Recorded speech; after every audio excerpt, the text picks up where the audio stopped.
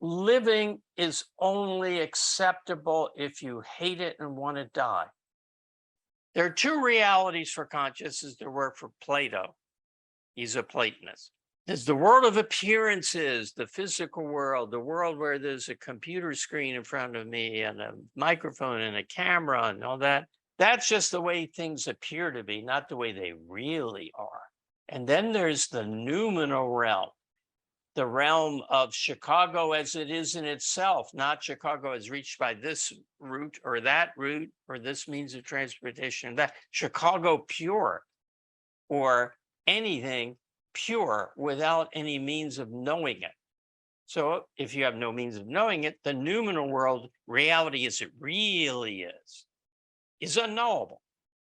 And he says that quite explicitly. Well, it turns out you have a noumenal self. There's a person inside you that's your real self, but you can't be aware of it because when you try to introspect and know yourself, that's just yourself as you appear to yourself. Just like when I look out the window, that's not pond out there, that's the appearance of a pond. The pond as it is in itself, if there even is such a thing, is forever impossible for me to know. So in the same way, when I look within and say, why did I do that? Did I do that because, secretly it will make me happy? There's a noumenal self. There's your real self, which you cannot get in touch with. You cannot know. For the same reason, there's a real pond and you cannot know it. But there's an apparent self. There's the self as it appears to the self.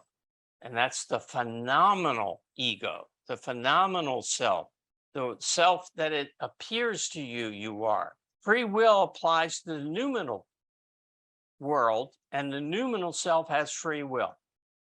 And it is what has to obey. The phenomenal self, you as you appear to yourself, is deterministic. It has no choice. So, in fact, its motives are happiness and life and well-being and enjoyment and all those disgusting material, non-impure things that he hates.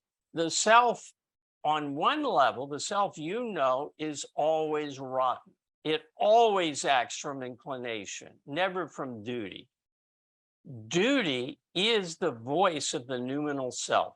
Insofar as the only thing that he allows can get through from the noumenal world, from reality as it really is, past your senses and past any categories of the understanding, as he calls it, is a sense of duty. Yeah, I know there are things I've got to do. I don't want to do them, but I know I feel it.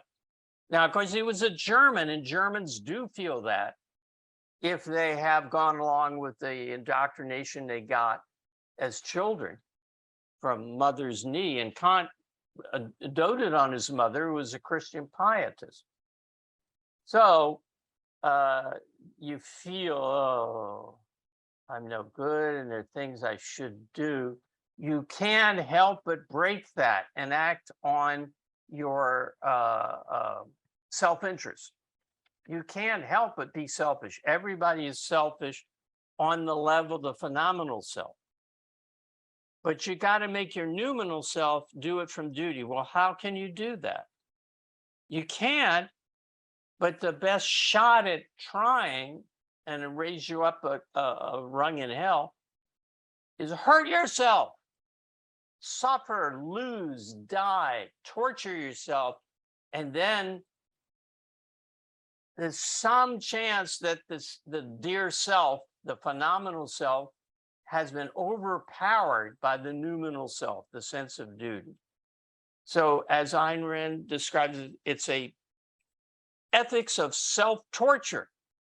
She wrote in Atlas Shrugged about the ethics of death, which altruism is, the morality of death.